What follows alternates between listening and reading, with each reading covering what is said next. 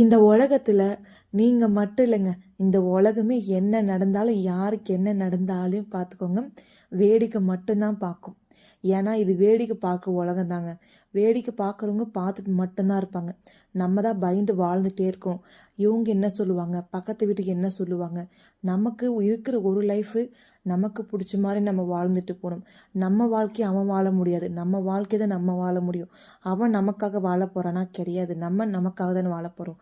நமக்காகவும் நம்ம குடும்பத்துக்காகவும் தான் நம்ம வாழ போகிறோம். அப்படி இருக்கும்போது ஊர் 1000 பேசு, உனக்கு என்ன? உன்னோட வேலை நீ பாரு. சுற்றி இருக்கிற பற்றி நீ கவலைப்படாத. சுற்றி இருக்கிறவன் பேசிகிட்டே தான் இருப்பான்.